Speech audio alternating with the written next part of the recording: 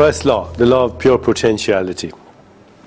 The field of spirit, the field of soul, is the field of pure potentiality. Your mind thinks in limitations, but your spirit is infinite, unbounded, eternal, beyond space-time and causality, and therefore there's no limitation.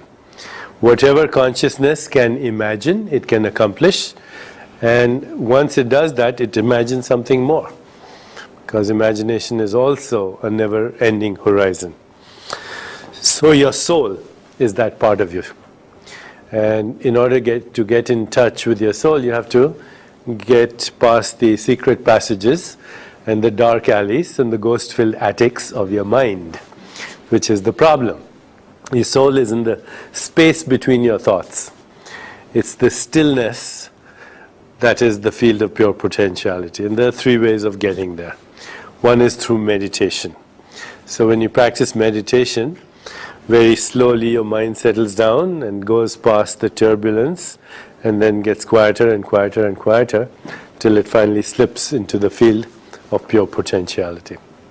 The second way is through the practice of non-judgment, because 99.9% of our internal dialogue is about judgment. We're always trying to classify things as good and bad, right and wrong. I've never believed that self-righteous morality is any indication of spirituality. As H.G. Wells, the English playwright, once said, self-righteous morality is just jealousy with a halo. So, actually, even Jesus Christ said, he who is without sin should cast the first stone. So when you stop judging, you say, you start your day, today I'll judge nothing that happens. And by judging nothing that happens, I'll create silence in my mind.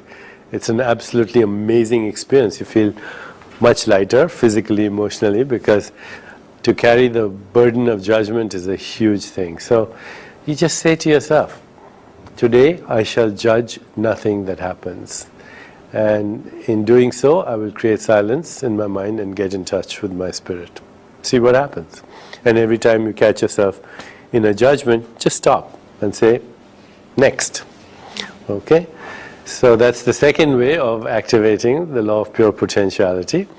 And the third way of activating is to commune with nature, because nature is the body of the spirit. You know, the trees are your lungs. Without them, you wouldn't be able to breathe. If the trees didn't breathe, you wouldn't breathe. If you didn't breathe, the trees wouldn't breathe.